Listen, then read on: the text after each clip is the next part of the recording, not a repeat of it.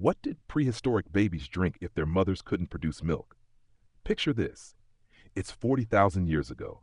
A baby is screaming its tiny lungs out inside a drafty cave.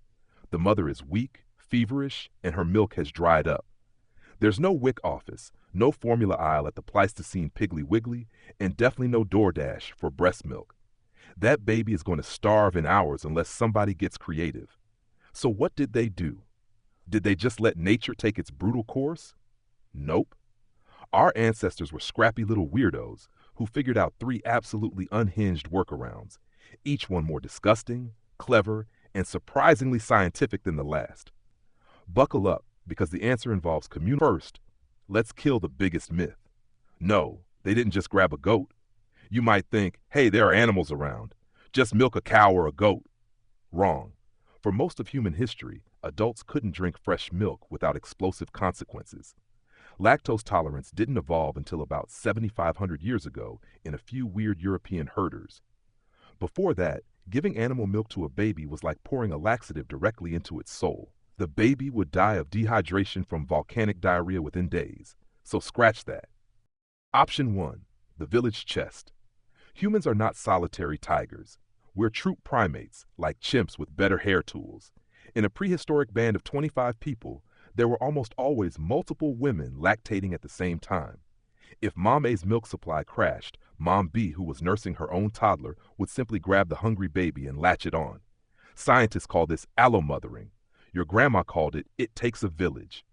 In practical terms, it meant that breasts weren't just decorative. They were community resources. Fossil evidence shows that Neanderthal and early Homo sapiens children were often nursed by multiple women. You can tell by option 2, the bone broth protein shake, Paleolithic. Here's where the science gets brutally clever. Prehistoric people were master butchers. They knew that inside the long bones of a mammoth or deer was something precious, marrow. Marrow is pure fat and collagen. When you smash open a femur and heat the marrow with water, it creates a white creamy emulsion that looks almost exactly like milk. So they do this. Crack the bones, scoop out the fatty marrow, mix it with a little warm water and maybe some chewed up meat or nuts, then strain it through a piece of animal hide or clean moss. What you get is a calorie-dense, sterile, fat-rich slurry. It's not milk, but it's the next best thing. How do you get a toothless baby to drink it? You don't have a bottle. You don't have a nipple. So you improvise. They take a wad of clean. Option 3, the mouth-to-mouth special, Premastication. Hold on to your lunch, because this is real, it's well documented, and it will make you never want to share a drink with your grandmother again. It's called premastication. An adult, usually a grandmother, an older sibling, or even the father, would take a piece of cooked meat, organ meat, or soft root vegetable, chew it into a fine, wet paste, and then transfer it directly from their mouth into the baby's mouth. Yes, like a bird, like a penguin feeding its chick. I can hear you gagging from here. But here's the mind-blowing science part. Human saliva contains digestive enzymes, amylase to break down starches, lingual life, the brutal bottom line. Let's not romanticize this. Infant mortality in the Paleolithic was absolutely horrific.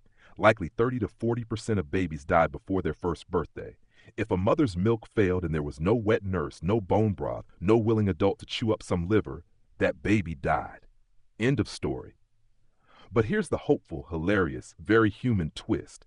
We survive because we are disgustingly social and inventive. A chimpanzee mother who loses her milk, her baby dies. A human mother, her entire tribe rallies. The grumpy old grandma starts chewing up a deer heart. The teenage aunt offers her breast even though she's never had a baby. It's possible to induce lactation through stimulation, another weird fact. The dad cracks open a mammoth femur and soaks a wad of moss in it. They try everything. They fail a lot, but sometimes they succeed. So the next time you see a modern parent sterilizing a Dr. Brown's bottle or mixing a scoop of organic hypoallergenic formula, take a moment to appreciate the sheer horror and heroism of our ancestors. They didn't have pediatricians. They had each other's spit, bone grease, and a willingness to do absolutely anything to keep that little potato alive. And you know what? It worked. You're here, aren't you? You're the product of a long, unbroken chain of desperate, creative, slightly disgusting parenting. Be grateful. And maybe don't think too hard about what your great-great-great-great-grandma had in her mouth.